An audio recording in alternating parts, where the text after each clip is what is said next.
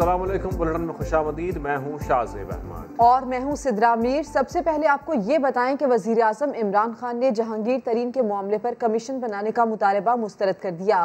जहांगीर तरीन के हामी अरकान असम्बली से मुलाकात में वज़ीर आज़म ने वाज़े किया कि वो खुद सारी सूरत हाल देखेंगे। इंसाफ के तकाजे पूरे होंगे, किसी के साथ ज्यादती नहीं होगी। राजा रियाज ने भी वज़ीर आज़म पर मुकम्मल एतमाद का इजहार किया। अब्बास शबीर की रिपोर्ट। 80 शुगर मिल्स में से तहकीकात का सारा जोर सिर्फ जहांगीर तरीन की शुगर मिल पर ही क्यों? जहांगीर तरीन हम ख्याल ग्रुप के 29 पार्लियामेंटेरियंस की वज़ीर आज़म से मुलाकात, मुतालबात और तजावीज़ का ड्राफ्ट पेश किया। वज़ीर आज़म ने जहांगीर तरीन के मामले पर रिटायर्ड जज की सरबराही में कमीशन बनाने का मुतालबा मुस्तरद कर दिया। पार्टी अरकान को इंसाफ की यकीन दहानी भी करा दी। वज़ीर आज़म साहब ने मुकम्मल तौर पे ये यकीन दिलाया है कि हर सूरत इंसाफ होगा। जो हमें खदशात थे कि हमारे साथ रवैया जो है वो खुसूसी तौर पे किया जा रहा है, वज़ीर आज़म साहब ने उसकी इंश्योरेंस दी है कि इस तरह का सवाल ही नहीं पैदा होता कि किसी के साथ इस तरह की ज्यादती हो। गवर्नर पंजाब की मौजूदगी में होने वाली मुलाकात में वज़ीर आज़म ने अरकान को यकीन दिलाया कि वो इस मामले को खुद देखेंगे। वज़ीर आज़म साहब ने कहा है कि जो इंसाफ के तकाजे हैं वो पूरे होंगे और जिस तरीके से बाकी तमाम लोगों ने अथॉरिटीज़ को फेस किया है उसी तरीके से यहाँ पर भी अथॉरिटीज़ को फेस किया जाएगा। जो सियासी एक इन्फ्लुएंस है उसके हवाले से अली ज़फ़र साहब जो हैं वो एक रिपोर्ट जो है वो वज़ीर आज़म को पेश करेंगे। वज़ीर आज़म के साथ मुलाकात से कबल जहांगीर तरीन की रिहाइशगाह पर हम ख्याल ग्रुप का इजलास भी हुआ। शुरका की जानिब से शाह महमूद कुरैशी के बयान की मजम्मत, मुश्तरका मौक़िफ़ इख्तियार किया कि शहजाद अकबर को केस से अलग किया जाए। आगे बढ़ते हैं। मुल्क में कोरोना को हराने की जंग जोरों शोर से जारी है। फौज भी सरगर्म अमल हो चुकी है। एहतियात लाजमी करना होगी। SOPs पर हर सूरत अमल दरामद कराया जाए। वज़ीर आज़म ने वफाकी काबीना इजलास में हिदायत कर दी। मुल्क में दस्तयाब ऑक्सीजन की सूरत हाल पर भी गौर किया गया। वज़ीर इत्तलात फवाद चौधरी कहते हैं हुकूमत की यही कोशिश है कि मुकम्मल लॉकडाउन लगाने की नौबत न आए। ईद उल फितर पर 5 छुट्टियाँ मिलेंगी। कोशिश यही है कि लॉकडाउन की तरफ ना जाना पड़े। 5 छुट्टियां भी ईद के लिए, ईद की जो हैं वो इस बार की जा रही हैं, जो मिल मिला के ज़्यादा हो जाएंगी।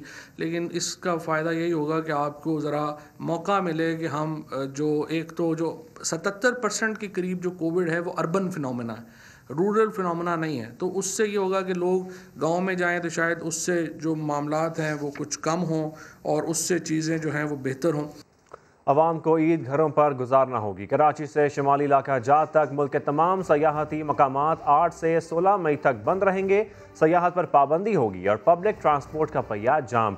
NCOC की हिदायत पर वजारत दाखिला ने सर्कुलर जारी कर दिया है। SOPs पर मुकम्मल अमल दरामद यकीनी बनाने के लिए पाक फौज और इंतजामिया के फ्लैग मार्च भी जारी हैं। आदिल तनोली की रिपोर्ट। अवाम को ईद घरों पर गुजारना होगी, बिजली ऑन रहेगी, सैर सपाटा ऑफ। NCOC की हिदायत पर वफाकी वजारत दाखिला का बड़ा फैसला। 8 मई से 16 मई तक कराची से खैबर तक मुल्क के तमाम सियाहती मकामात बंद रहेंगे। घरों में बिजली की बिला तात्तुल फराहमी यकीनी बनाई जाएगी। सर्कुलर जारी। ये भी बता दिया गया कि वजारत दाखिला की जानिब से एतकाफ, शब कदर, जुम्मतुल विदा और नमाज ईद के लिए SOPs बर वक्त जारी किए जाएंगे।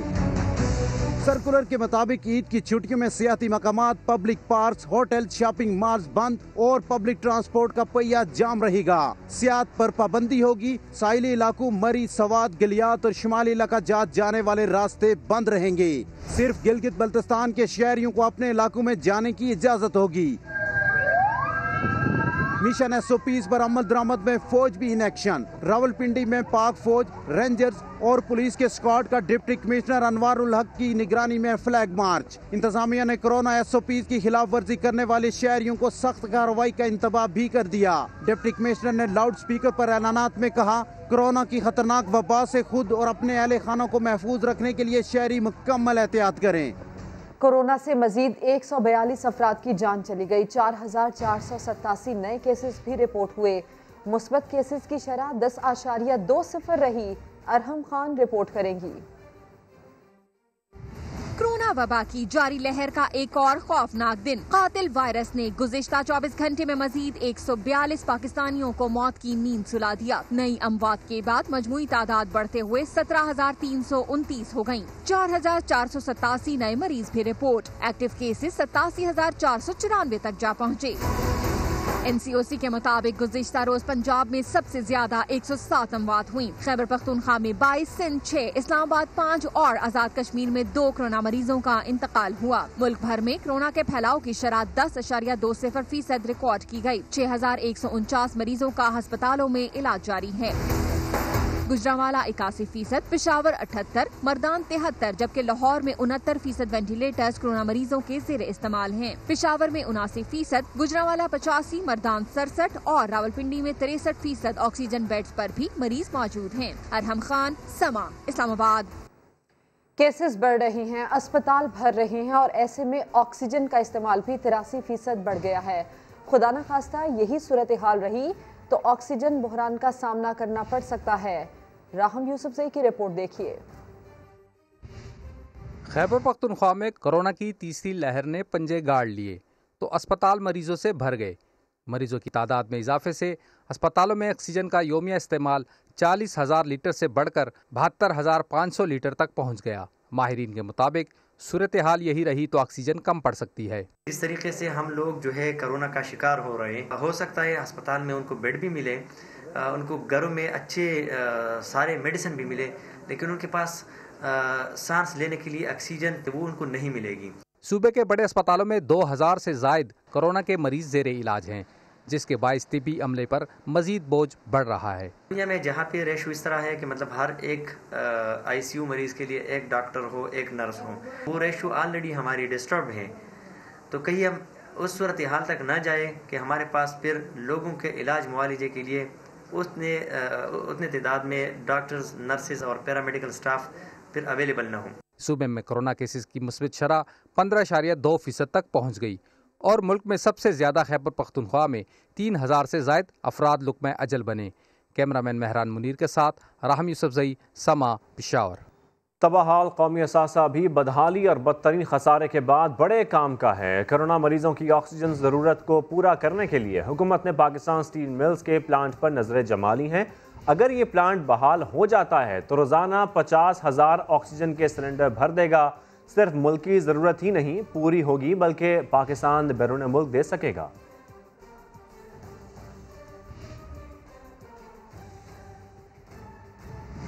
भारत में इंसानियत तड़प रही है, लेकिन मुनाफाखोर ऑक्सीजन सिलेंडर्स 10 गुना ज़्यादा कीमत में बेच रहे हैं। 3,19,000 से ज़ायद नए केसेस भी सामने आए हैं। मज़ीद 2764 अमवात रिपोर्ट हुई हैं। और इस मुश्किल वक्त में पाकिस्तान ने भारत का साथ दिया। भारतीय मीडिया पाकिस्तान के गुण गाने लगा, अमेरिका को दगाबाज करार दे दिया।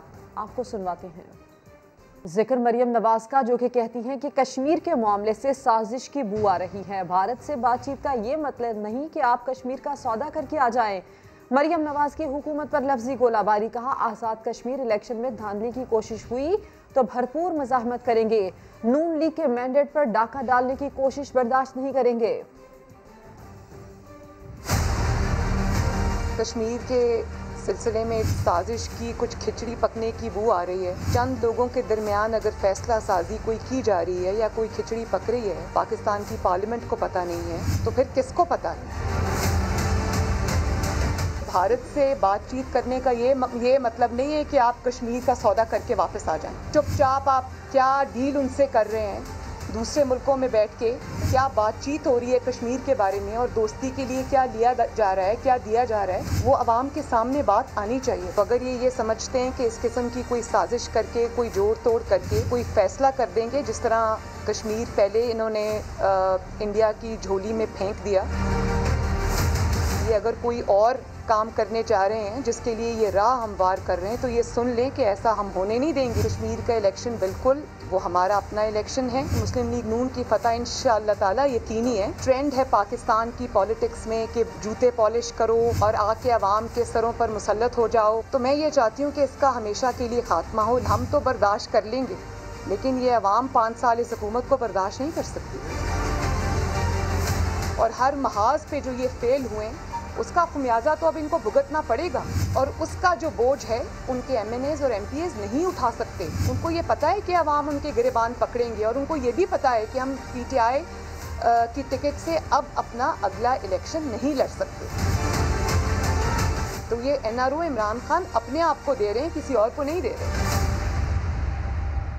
मुस्लिम लीग नून का बयानिया क्या है? हुकूमत गिराना या निज़ाम बदलना? मरियम नवाज के बयान ने खुद उनकी अपनी जमात में इंतशार पैदा कर दिया। शायद खाकान अब्बासी मरियम के बयान का मतलब समझा रहे हैं, मगर एहसन इकबाल कहते हैं इस हुकूमत को जल्द से जल्द घर भेजना ही हमारा मकसद है। क्या नून लीग ने हुकूमत गिराने की पॉलिसी बदल ली? एहतिसाब अदालत के बाहर मीडिया के सवाल पर शाहिद खाकान अब्बासी गड़बड़ा गए। बयान का मतलब समझाते समझाते मरियम के मौक़िफ़ की तायद भी कर गए। उन्होंने ये कहा है कि जो लाई है अल्लाह करे 5 साल पूरे करे उनको भी समझ आए, ये सवाले से कहा है। लेकिन मसला हुकूमत का नहीं है, मसला उस निज़ाम का है जो ऐसे लोगों को लेकर आती है। लेकिन जब मीडिया ने यही सवाल एहसन इकबाल से किया तो कहने लगे पॉलिसी नहीं बदली, हुकूमत को जल्द घर भेजना ही मकसद है। इस हुकूमत से जल्द अज जल्द निजात ही पाकिस्तान के मफाद में है और मुस्लिम लीग नून और PDM कमिटेड हैं कि इस हुकूमत को जल्द से जल्द घर भेजा जाए ताकि पाकिस्तान बचाया जा सके।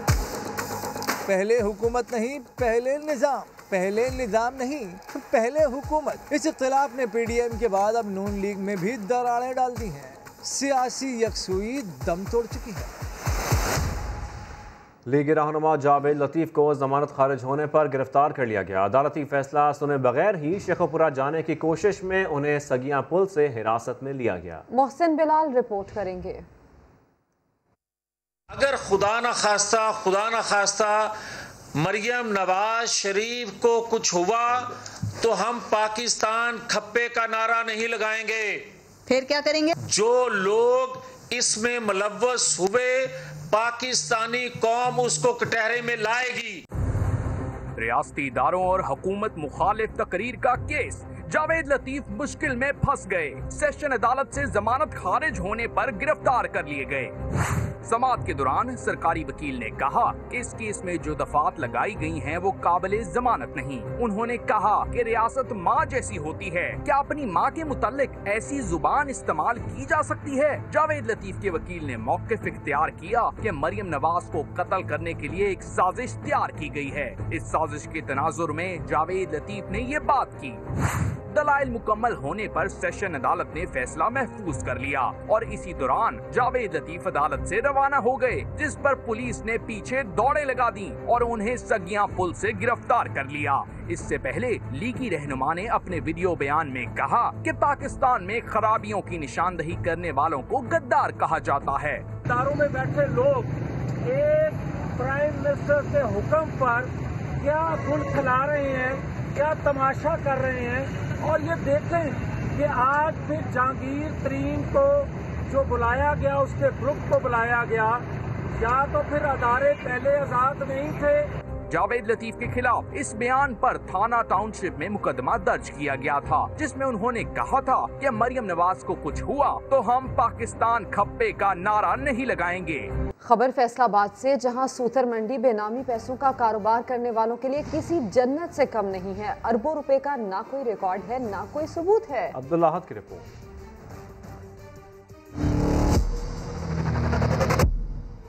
छोटी छोटी दुकानें और भट्टों को देखकर तो नहीं लगता कि इन तंग गलियों में सिर्फ एक सादा पर्ची पर अरबों रुपए का कारोबार होता होगा।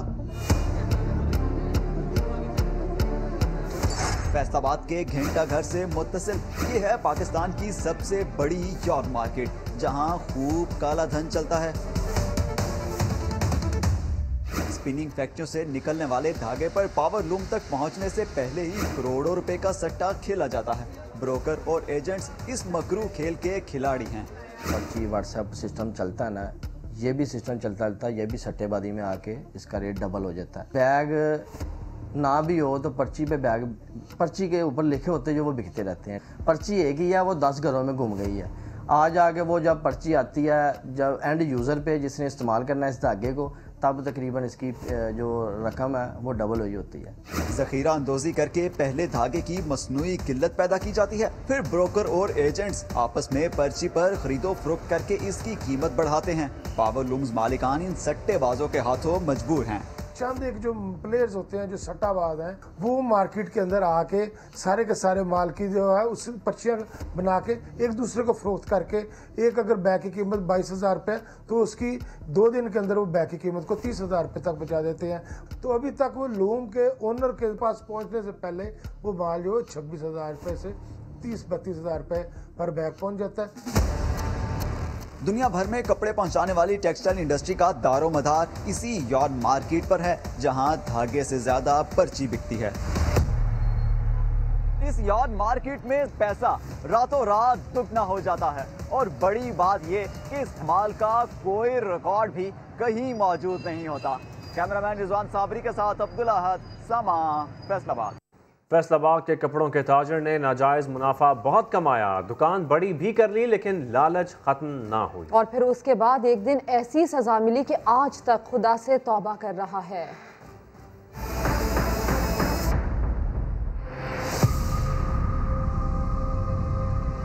मेरी कपड़े की दुकान थी, कपड़े में मैंने बहुत हेरा फेरी की। कपड़ा जो है गलत कपड़ा वो भी ग्राहकों को बेच देना, कटाई में उसमें कमी कर लेनी, हल्का कपड़ा महंगा करके बेचना, इस तरह मैं पैसे बनाता गया और मेरी दुकान जो है ना बहुत बड़ी होती गई।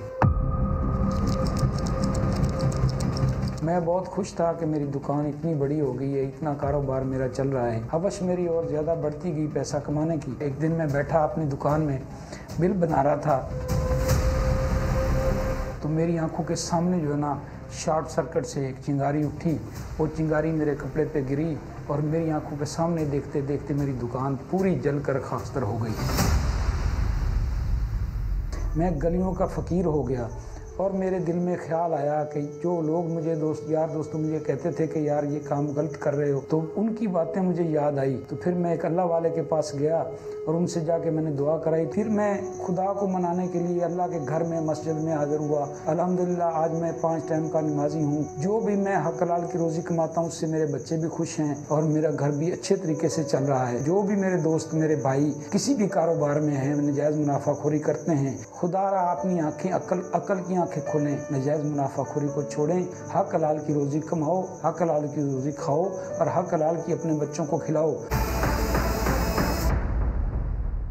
और अब सवाल ये है कि कपड़े का रेट क्यों बढ़ता है, इसमें कितने का सट्टा खेला जाता है और ये धंधा कैसे चलाया जाता है, इस रिपोर्ट में आपको दिखाते हैं। आज समझाएंगे धागे पर सट्टा कैसे खेला जाता है। रुई से धागा तैयार होने के बाद इससे पहुंचना था कपड़ा बनने के लिए पावर लूम्स फैक्ट्री, लेकिन ये सूतर मंडी के ब्रोकर्स के हाथ लग गया, जिन्होंने धागे की सप्लाई रोकी और चल पड़ा सट्टा। ब्रोकर ने एक बैग धागे का फैक्ट्री रेट लगाया 50,000 रुपया। अपना 5,000 रुपए का कमीशन रखकर 55,000 रुपए में बेचना शुरू कर दिया। यहाँ मुख्तलिफ एजेंट्स की एंट्री होती है, जिनमें से कोई 100 तो कोई 150 बैग्स खरीद लेता है। 2 घंटे बाद दूसरा ब्रोकर 60,000 रुपए में धागा खरीदने का ऐलान करता है। वो एजेंट्स जिन्होंने 55,000 रुपए में बैग खरीदा था वो इसके पास पहुंच जाते हैं। फिर चंद घंटों बाद तीसरा ब्रोकर इस धागे का रेट 72,000 कर देता है। एजेंट्स तीसरे के पास माल बेचने या लेने पहुंच जाते हैं। अब तक ये सारा धंधा पर्ची पर चल रहा है। करोड़ों की डीलिंग हो चुकी है। धागा किसी को नहीं मिला, पर्ची घूमती रहती है। सिर्फ 4 घंटों में कीमत 22,000 रुपए बढ़ा दी गई। कपड़ा बनाने वाली फैक्ट्री का मालिक इन एजेंट्स के आगे बेबस है। इसे अपनी मिल चलानी है तो धागा 72,000 रुपए फी बैग खरीदना ही पड़ेगा, क्योंकि ब्रोकर्स ने इनका मार्केट रेट यही मुकर्रर किया है। हमारे प्रॉफिट सल्लल्लाहु अलैहि वसल्लम ने फरमाया, वो गोश्त जन्नत में नहीं जा सकेगा जिसकी नशोनुमा हराम माल से हुई हो। और समा तहलका में आज बात होगी कराची के मास ट्रांजिट मंसूबों की, जो ठेकों की मनपसंद बंदर बांट और सब्सिडी हड़प करने की कोशिशों की नजर हो गए हैं। ये वो मंसूबे हैं जिनका ऐलान वजीर आला मुराद अली शाह ने 2015 और 2016 के बजट तकारीर में किया था। fulfill the transportation needs of Karachi, The Karachi Mass Transit Project with the circular railway, 6 bus rapid transits and 2 metro rail transits have been planned for Karachi. Government of Sindh will start 4 BRT projects in the next financial year 2015-16. This includes the Yellow Line. The Red Line project will operate in the thickly populated area of Gulshan Iqbal. The Blue Line project, the BRT Yellow Line project is under implementation in the PPP mode and the estimated cost of ₹13 billion. Red line के बारे में भी मैंने बताया है कि 600 million रखे गए हैं, हम इसको एशियन डेवलपमेंट बैंक की मदद से बनाएंगे। प्रोजेक्ट्स आइडेंटिफाइड हैं और इंशाल्लाह ताला अगले फाइनेंशियल ईयर में ये प्रोजेक्ट्स कंप्लीट होंगे। झूठ बोलने वालों का मुंह काला, झूठ बोलने वालों का मुंह काला, झूठ बोलने वालों का मुंह काला। इसी सब पर बात करने के लिए हमारे साथ स्टूडियोज में मौजूद हैं नुमाइंदा खुसूसी मंसूर मुखैरी साहब। मंसूर साहब, ये बहुत सारे मंसूबे थे जो दामोर तकारीर का हिस्सा भी रहे, रिकॉर्ड पर हैं। ज़रा ये हमें बता दीजिएगा कि कितने साल गुजर चुके हैं दामोर तकारीर को और उसके बाद भी इन मंसूबों के साथ क्या कुछ हुआ अभी तक? देखिए, इंतहाई अफसोस से कहना पड़ रहा है कि हमारे चीफ मिनिस्टर साहब जो हैं 2015-16 में ये बजट स्पीच कर रहे थे, उसके बाद फिर 2016-17 की बजट स्पीच में भी उन्होंने वही अल्फाज दोहराए कि कराची को शदीद ज़रूरत है मास ट्रांजिट मंसूबों की, कि 6 हम मास ट्रांजिट मंसूबे शुरू कर रहे हैं। तो 2015-16 से आज 2020-21 चल रहा है, लेकिन एक भी बस नहीं चला पा रहे हैं। जो ऑरेंज लाइन है उन्होंने थोड़ी बहुत उन पर काम किया, थोड़ा हो गया है। फेडरल गवर्नमेंट का जो ग्रीन लाइन है वो थोड़ी कंप्लीट होने के है, लेकिन वो भी ख़राब हो चुका है। फेडरल गवर्नमेंट ने तो कराची से बल्कि पूरे सिंध से आंखें फेर ली हैं, लेकिन जो हमारी अपनी हुकूमत है उन्होंने बजट में पैसे रखे थे अरबों रुपए। मैं जो अंदर की बात है अपने लोगों को बताना चाह रहा हूँ, अपने व्यूअर्स को, कि जो 3-4 बड़ी लाइनें थी, जैसे ब्लू लाइन है, जैसे रेड लाइन है, उन पे काम इसलिए नहीं हो सका कि ठेकों पे जो है ना आपस में अंदर लड़ाई हो गई। जो बीच में जो ताकतवर लोग गए वो आ गए, उन्होंने जो 32 अरब रुपए का मंसूबा था ब्लू लाइन का, वो बहरिया से होना था, बहरा टाउन से शुरू होकर जना एवेन्यू से होना था, फिर आके गुरु मंदिर में कनेक्ट करते ग्रीन लाइन में। तो उसका एक्चुअल जो कास्ट थी जो उन्होंने कंसल्टेंट ने बनाए थे 32 अरब। तो बीच वाले जो बंदे जो ताकतवर उन्होंने कहा नहीं, आपका जो एस्टिमेट है गलत है, ये 60 अरब रुपये खर्च आएंगे। तो 32 अरब रुपये को 60 अरब तक लेके गए। 120 बसों का मंसूबा था, उसको 300 तक ले गए, और फिर साथ में ये भी फरमाइश की कि इन 300 बसों पे जो है 60% जो है सिंध गवर्नमेंट सब्सिडी देगी, बसें चले या ना चले, मुसाफिर आए ना आए, लेकिन 60% आप जो है इस पर देंगे। जो मेरे सोर्सेज है उनका कहना है कि अफसरान परेशान हो गए कि एक तरफ आप तमीरात पे जो है ना 32 अरब को 60 अरब रुपये लेके जा रहे हैं, उधर से कमा रहे हैं, दूसरी तरफ सब्सिडी के पैसे भी आप कमा रहे हैं। तो मजे ये कमाए, जेल हम क्यों जाए? मंसूर साहब, इस साल तो पॉसिबल नहीं हो सका है, अगले साल कोई चांसेस हैं कि ये बन सकेगी? देखिए, खुदा इनको हिदायत दे, अल्लाह इनको हिदायत दे। खुद ही सीएम साहब ने आखिरी जो अल्फाज कहे हैं कि झूठ के हवाले से मैं रिपीट नहीं करना चाह रहा हूँ, 6 साल बहुत बड़ा पीरियड है। इस वक्त तो कराची के लिए 2-3 मंसूबे मुकम्मल हो जाते। कराची इस वक्त देखिए कि मतलब गाड़ियों का एक जंगल है। 50 लाख गाड़ियाँ तो रजिस्टर्ड हैं कराची में, 15-20 गाड़ियाँ जो है अनरजिस्टर्ड हैं, जो दूसरे शहरों से यहाँ आगे चल रही हैं। तो कराची में आप देख रहे हैं क्या असर है। रमज़ान के टाइम में इफ्तारियों पे लोग जो है ना सड़कों पे रास्ते खोले, ब्लड प्रेशर के मरीज़ हो गए। हमारे हुक्मरानों पर पता नहीं क्यों फ़र्क नहीं पड़ रहा। अगर 6 साल पहले साल में काम हो जाता, ये ठेकों के लालच ना करते, या पीछे जो सिंध गवर्नमेंट के जो डोरियाँ चलाने वाले लोग हैं ना उनकी ना सुनते हैं ना, तो इस वक्त तक 3-4 मंसूबे मुकम्मल हो जाते। शहरी जो है ना इन मास ट्रांजिट की बसों पे सवारी कोई मंसूबा मुकम्मल नहीं हुआ। बस ट्रांजिट हो, मेट्रो रेल हो, रेड लाइन हो, येलो लाइन हो, शहरी अभी भी परेशान है। ये बताएगा कि रकम तो रखी जाती है बजट में, उस रकम का क्या हुआ? देखें, अरबों रुपए के पैसे रखे जाते हैं, लेकिन उसमें करोड़ों रुपए खर्च हो जाते हैं। मिसाल के तौर पर प्रोजेक्ट डायरेक्टर रखा जाता है, अफसरान रखे जाते हैं, दफ्तर किराए पे लिए जाते हैं, पेट्रोल है, दीगर है, करोड़ों रुपए ये वैसे ही खर्च हो रहे हैं। इन अरबों रुपए से साल में 5-6 साल में कितने पैसे निकल गए, लेकिन एक प्रोजेक्ट भी कंप्लीट नहीं हुआ। ये कराची के शहरों के साथ बहुत बड़ी ज़्यादती है। सिंध गवर्नमेंट को संजीदा होना पड़ेगा, पीपल्स पार्टी की क़यादत को संजीदा होना पड़ेगा कि ऐसे अब कराची के मामला नहीं हल होंगे। ऐसे कराची के मामला हल नहीं होंगे। 249 में ज़िमनी इलेक्शन, PSP के सरबराह मुस्तफ़ा कमाल PTI पर बरस पड़े। कहा वफाकी हुकूमत, गवर्नर, MNA और MPA होने के बावजूद बल्दिया टाउन के मसाइल हल नहीं किए जा सके। यहाँ से जो है वो PTI का MPA था, MPA है, MNA था, वजीर आजम है, गवर्नर है। यहाँ पर MQM जो है वो आज भी वफाकी वजीर हैं। उनका अब से चंद महीनों पहले तक डिस्ट्रिक्ट चेयरमैन, फिर यहाँ पर पीपल्स पार्टी का MPA है। तो किसी एक को फिक्र हुई? घरों में साल में 6 घंटे का पानी आ रहा है, पता करोगे तो ये जो पार्टियां जिनके मैं नाम ले रहा हूँ, इन्हीं के हाइड्रेंट चल रहे हैं। 249 में सारे हेरोइन बेचने वालों ने अपने हेरोइन का कारोबार बंद कर दिया है। उन्होंने बोला पागल के हेरोइन बेच रहे थे, भाई पानी बेचो। तब ने हाइड्रेंट खोल रखे, पानी के कारोबार में हेरोइन से ज्यादा पैसा है और बंदा जो है क्लब लगाकर घूम रहा है MPA बनकर। हमारे दोस्त इतने बहादुर होते तो अपना नाम भी लिखते हैं। अब वो जो एहलिया ने बल्दिया टाउन लिखा है ना, इसको तुम कह रहे हो कि बल्दिया फैक्ट्री वाले, तो उस लोगों के साथ तो उनको तो तुमने नफीस इंसान कह के तुम बाजार से चला रहे हो। ये सियासत NL 249 से शुरू नहीं की है, ये बाल सफेद हो गए, कलर लगाते हैं अभी इस पे, इन्हीं चक्करों में। हम इन हथकंडों से क्या डरेंगे? अबे हम जब अल्ताफ हुसैन से नहीं डरे, 5 साल पहले जब सच बोलने की सबसे छोटी सजा मौत थी यहाँ पे, और हम 2 बंदे थे सिर्फ। अबे हमें जब वो नहीं डरा सका तो हम तुम तुच्चों से डरेंगे यहाँ पे? तुम्हारी ऐसी की तैसी। तो हम जो है वो अभी सब्र कर रहे हैं, मेरे कारकुनान सब्र कर रहे हैं। छिछोरपन की इंतहा मचा रखी है। NA 249 कराची में तहरीक इंसाफ के उम्मीदवार अमजद आफरीदी को भी अपनी कामयाबी का यकीन है। मजीद जानते हैं समा की नुमाइंदा जमजम सईद से। जी जमजम। जी बिल्कुल, बात करें अगर ज़मनी इंतखाबात की तो चंद घंटों की दूरी पर है इंतखाबात, और इस वक्त मेरे साथ मौजूद हैं NA 249 के उम्मीदवार PTI के अमजद आफरीदी। अमजद आफरीदी से बात करेंगे, क्या कहेंगे, मुकाबला कितना सख्त है, आप क्या समझते हैं? जी बहुत शुक्रिया।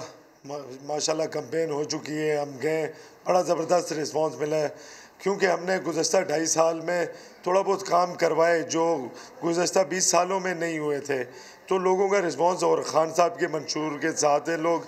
और तीसरी प्लस बात ये थी कि मैं यहाँ का रिहायशी हूँ, मैं यहाँ का इलाकाई उम्मीदवार हूँ। तो इंशाल्लाह 29 तारीख पुरुम्मीद है हमारा मुकाबला इन तमाम पार्टियों के साथ है और इंशाल्लाह जीत हमारी है। अच्छा ये बताइएगा, इससे पहले अगर मैं बात करती हूँ फैसल वाडा की, तो आपकी ही पार्टी से थे फैसल वाडा, आप क्या समझते हैं, उन्होंने अवाम के मसाइल तो उन्होंने हल नहीं किए, तो फिर क्या PTI से उम्मीद रखी जाए? यहाँ पे 20 साल की तबाही हुई थी, तबाह हाल इलाका मिला था उन्हें, और 2.5 साल में और इतने फंड में पूरा नहीं हो सकता था। मैं वज़ीर आज़म साहब से मिला, मैंने कहा मैं स्पेशल पैकेज दिया जाए इलाके के हवाले से, क्योंकि तबाह हाल इलाका है, 20 से 30 साल की तबाही, और यहाँ पर फंड लगेंगे इंशाल्लाह। आज यहाँ की सूबाई हुकूमत से भी काम करके दिखाया बल्दिया वालों को, आप देख सकते हैं किस तरह से हमने उनको झाड़ू पोछे पर लगाया हुआ है, और इंशाल्लाह ये इनसे और काम लेंगे, वफाक से भी फंड लगाएंगे और सूबाई हुकूमत से भी इंशाल्लाह ज़रूर काम कराएंगे। बिल्कुल, मेरे साथ अमजद आफरीदी मौजूद थे, उम्मीदवार NA 249 PTI के उम्मीदवार हैं, और काफ़ी जो है वो पुरुमीद दिखाई दिए, और यही कहना है उनका कि जीत जो है वो अवाम की ही होगी, जीत PTI की होगी। जी जमजम, तफसील के लिए शुक्रिया। जाली अकाउंट स्कैंडल में की तहकीकात, नायब ने आसिफ जरदारी के खिलाफ मनी लॉन्ड्रिंग का एक और रेफरेंस दायर कर दिया। साबिक सदर को सेक्शन 9A6 और 4 के तहत सजा देने की दरख्वास्त कर दी गई। सिंध में ट्रैक्टर स्कैंडल के 3 मुलजिमान ने प्ली बार्गेन के लिए रुजू कर लिया।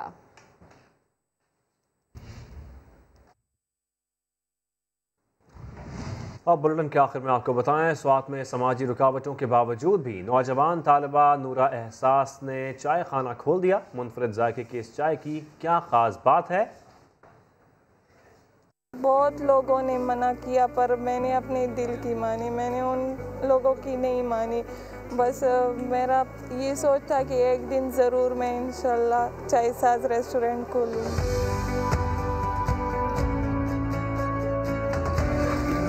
अज़म, हौसला और लगन, स्वात की 18 साल तालिबा दूसरों के लिए मिसाल बन गई। नूरा एहसास ने चाय साज के नाम से रेस्टोरेंट खोला, जहां वो खुद चाय और पराठे बनाती हैं। 18 साल तालिबा पुरुम्मीद है कि उसे देखकर दीगर खवातीन की हौसला अफजाई होगी और वो भी अपने कारोबार की जानिब माइल होंगी। मैंने ये सोचकर इस रेस्टोरेंट का आगाज़ किया ताकि और ख़वातीन भी उनको हौसला अफजाई मिल सके और वो भी अपना कारोबार खोले। शहरी भी इफ्तार के बाद गर्मा गर्म चाय पीने और मज़ेदार पराठे खाने के लिए इस रेस्टोरेंट का रुख करते हैं। चाय साज में आए हैं, बहुत अच्छा इन्वायरमेंट है यहाँ पे। और सबसे अच्छी बात कि एक नौजवान लड़की ने इसकी शुरुआत की है। जो हमारी यूथ है वो नौकरी के पीछे भागती है, तो मेरे ख्याल से ऐसे इनिशिएटिव्स लेने चाहिए। चाय साज में चाय के दौर चलते हैं और रात गए तक यार दोस्तों की महफिलें सजती हैं। कैमरामैन फरजंद अली के साथ सैयद शहाबुद्दीन समा, सवात।